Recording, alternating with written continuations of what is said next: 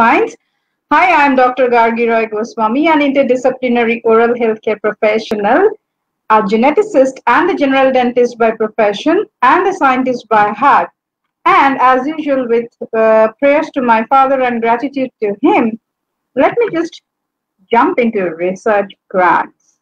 Yes, I think this is one thing that everybody of us, are very enthusiastic about, or we try to actually think, well, how easy it would be, like if I just ask money to someone and they give me the money. Well, if you see the photo here, it says that my project is simply this: I want to find out once and for all whether there's any truth in the belief that money can't buy happiness. Wonderful. I mean, that should be the research project for everyone, I guess. Okay. So basically what we are trying to talk today is about funding for research. So what is grant basically? So is it kind of a loan, or is it kind of a money that you want to give it from your pocket? How does it work? Yes, definitely, it's a financial assistance. So whenever we talk about grant, it's a financial assistance, and that can be from an organization, it can be a private organization, it can be a government organization, or sometimes some specific persons also, help us with finances.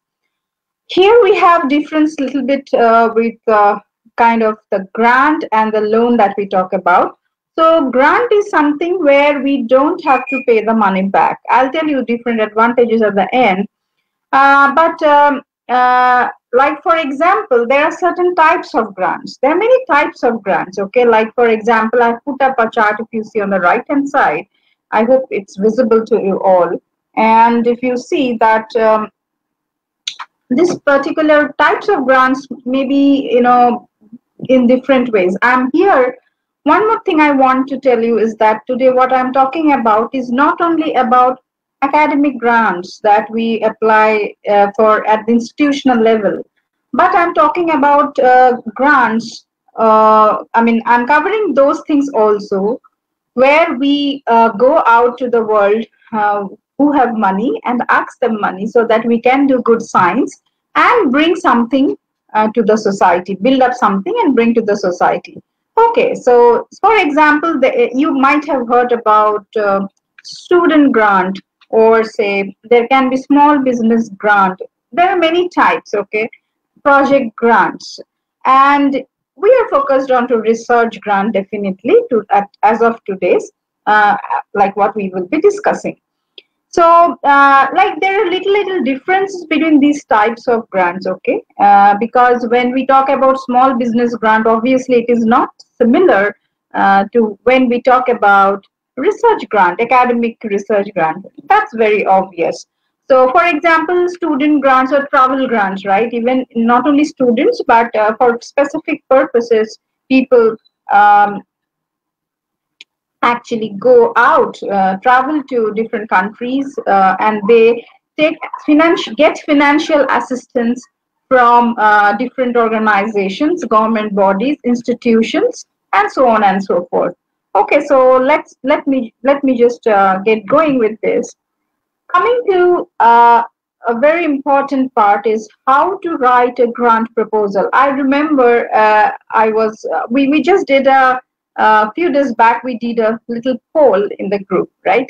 So there I just put a few questions, and two things came up, two topics came up very high in that poll. Is that people want to know more about how to formulate a research idea, as well as how to apply for a grant or write for a grant, because that is always a thing.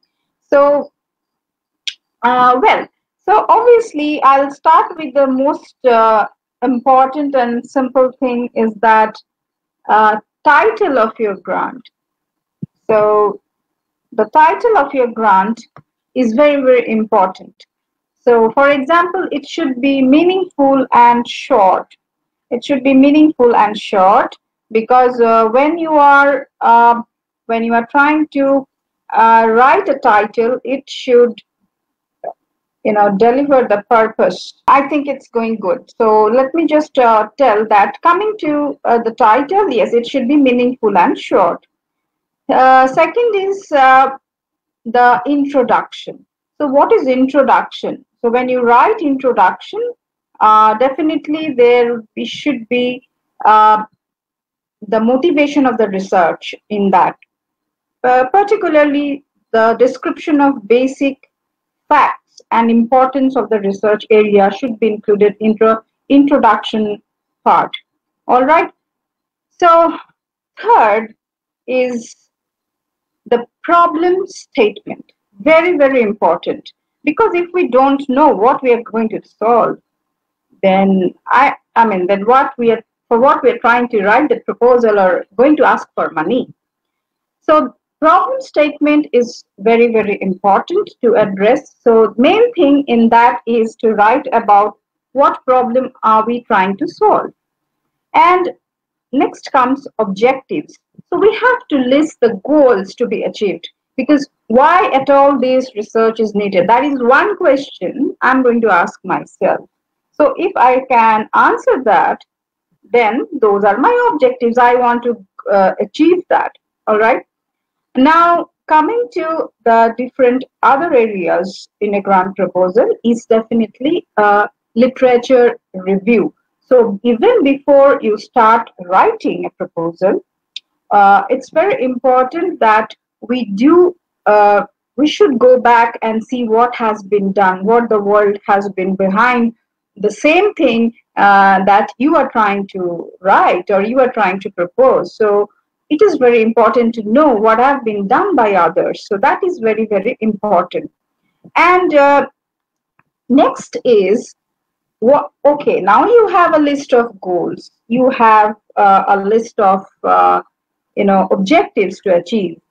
So what to do and how to solve the problem to achieve this goal.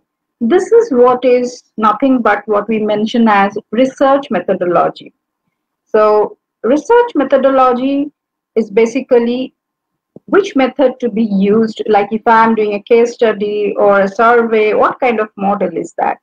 And definitely the references. So this is a kind of one short thing that I can propose for how to write a grant proposal.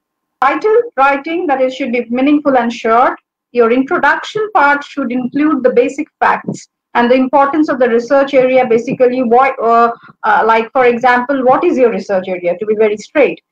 Third is problem statement, what problem you are trying to solve. Fourth, I also talked about objectives, that is what you want to achieve with this particular research, with particular work.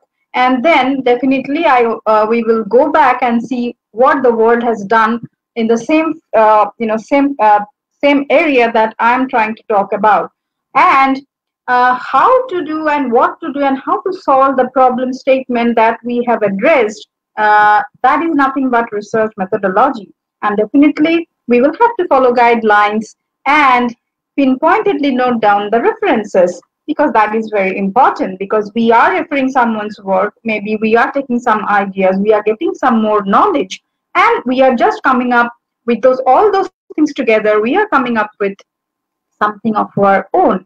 Well, so now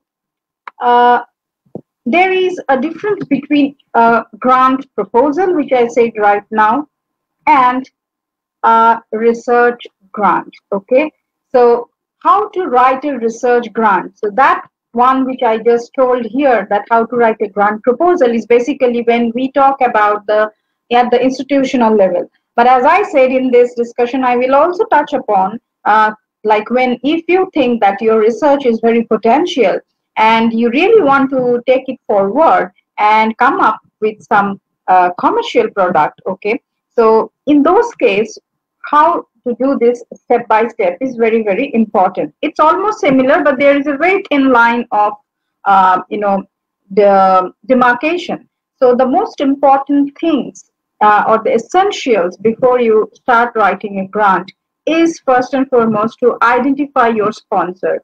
What I mean by this is that, like for example, if today I am trying to develop say some test from saliva, and because I talk about saliva, and I'm trying to do a diagnostic test. We'll come up with a diagnostic test for X disease, whatever it is. So when I'm going to ask money, uh, I will definitely have a proposition in my mind, and definitely I will write a proposal on the papers, but I have to see where I am going to ask the money for. So am I asking to a typical government organization?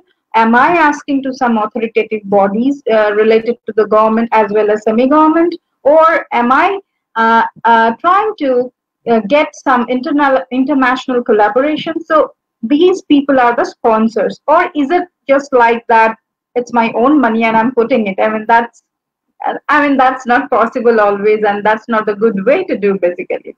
Okay, so what I mean by identifying sponsor is because the area or the institution or the organization, whatever you say, they will have certain guidelines. So you have to read and understand the application guidelines, because without understanding that, if you just throw and you might write a very good proposal, but there it might not get accepted, it might get rejected, or even if it is very promising, still you do not meet up to the guidelines that have been provided with that particular university who is sponsoring you, or any, as I said, any Ministry of Health or any other sponsoring bodies. Second, very most important is the research plan.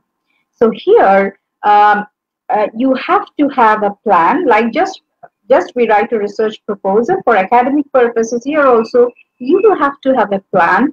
You have to have, say, for example, you have to tell people who are giving you money that what are you going to achieve after 3 months. Well, in academic grants, it is mandatory also, but I think it is not so stringent, because when we talk about research grant for commercial purposes, or we have something with a broader goal we are going, so we have to give step-by-step information, because that we have to give what to tell, evidence of each and everything that we are trying to ask money for, why we need, for what we need, everything. So, and definitely you will have to have a good research team. So by research team, I don't mean that it is only about the person who is doing the work. It is also not about like very like suppose very high profile people whom you have involved. Your research team might look very, very interesting because you have all high profile experienced people, but when it comes to the seeking of money, people who evaluate, they will see who is actually going to do the work. Yes, experienced people's name which you might have put up in your research team will definitely add value, because they will be the advisors. They will help in troubleshooting your problems in the process, but definitely they are not going to do the work inside the lab or any other place that you'll be choosing for whatever is needed. So your research team should be very, very versatile, which should speak about, which should have like, even starting from a UG or a research assistant, maybe if I put it that way, or any person who is required. Like for example, if you are collecting a blood sample, okay, so you need a phlebotomist. Like we will not go usually to get the blood sample, or if it is saliva sample, whatever. So you in your research team, that mention should also be there. That so and so would be the technician. So I'm just trying to point out the most important facts. So that is the research team, and definitely the budget.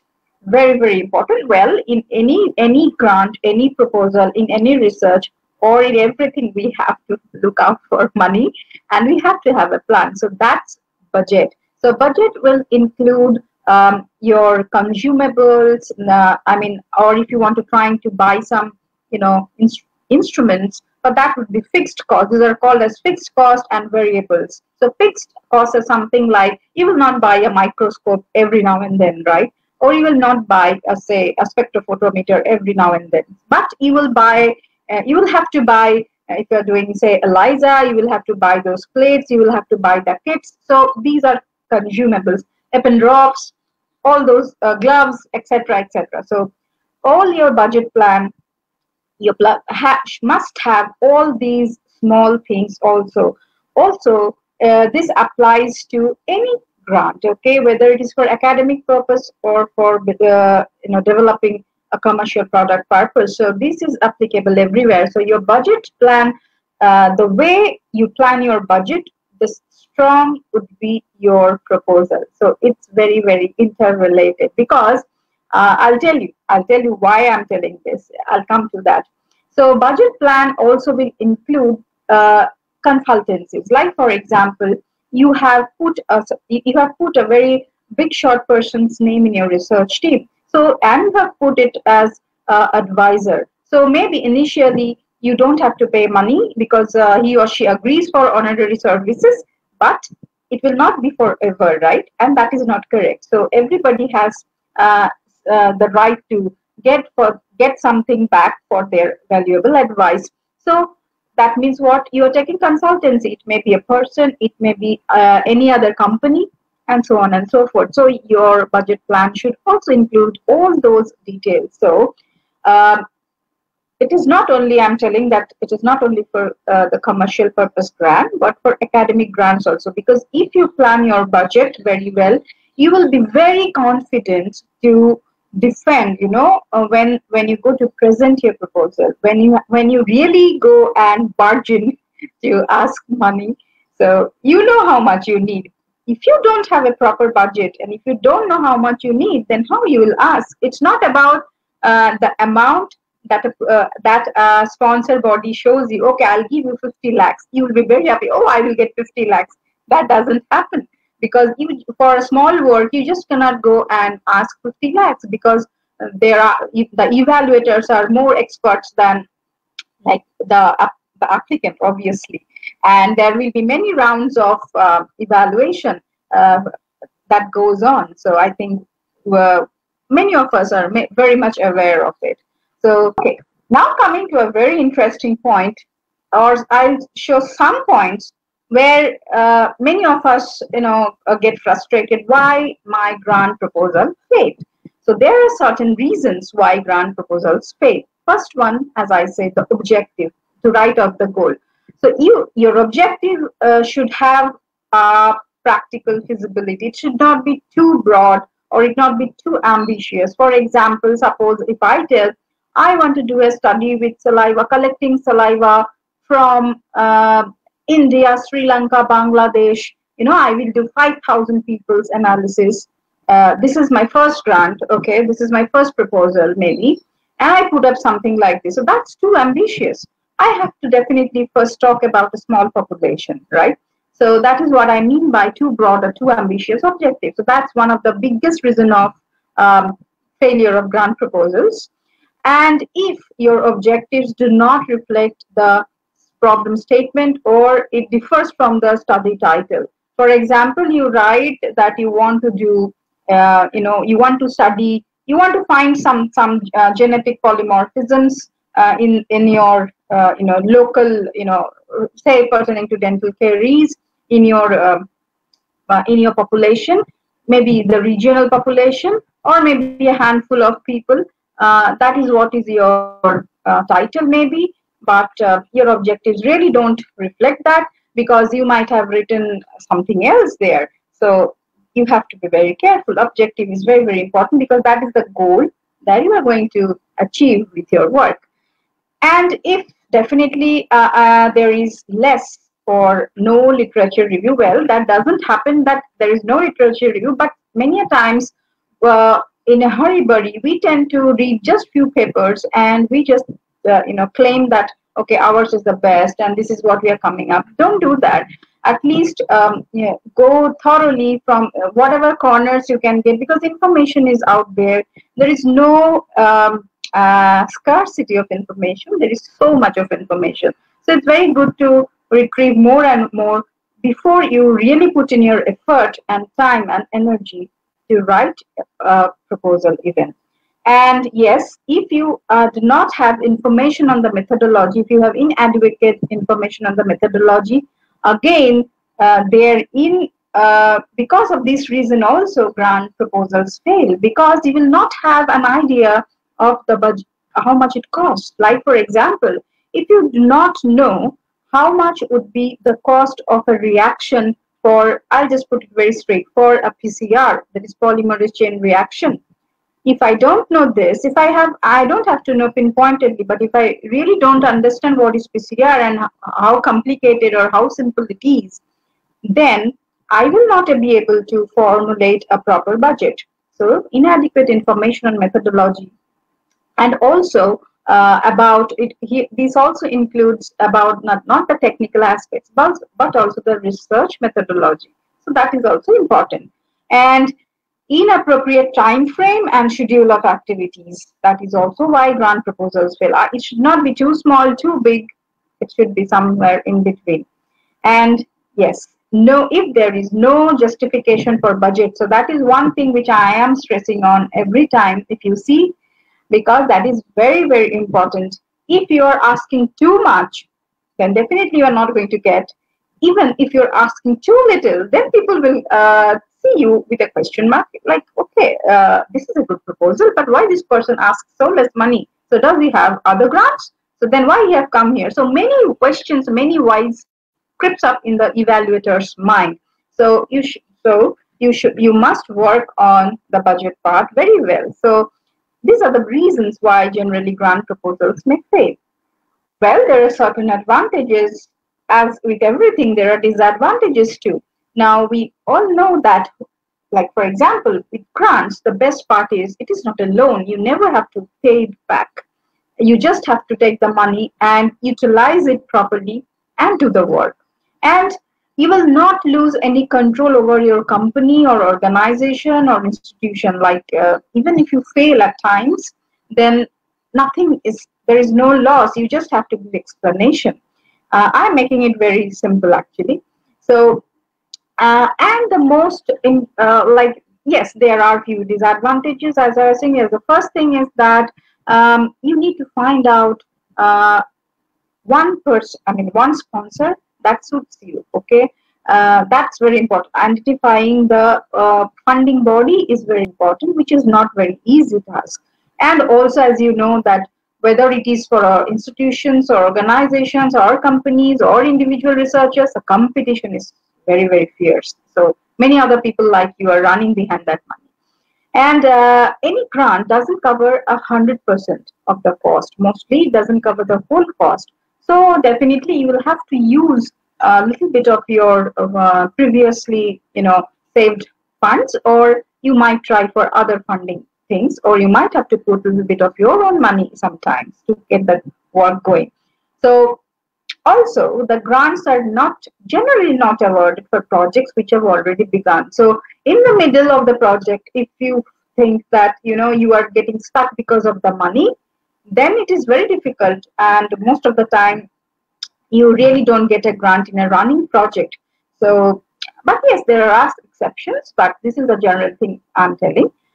Well, and yes, the application part and evaluation and receiving of the grant is a lengthy process. But then to get something that I never have to pay back, I am ready to do that work. And I'm sure that you are also ready to do that work. So that's not a disadvantage, but though I have put it, but that's okay. Let it be a lengthy process, but I should work so much that I get that money. So thank you. And I think we will meet again next. Something interesting. And you are also very much welcome to, suggest if you want any discussions of a particular topic. With that, I will take a goodbye from you, and stay safe and stay healthy. Bye.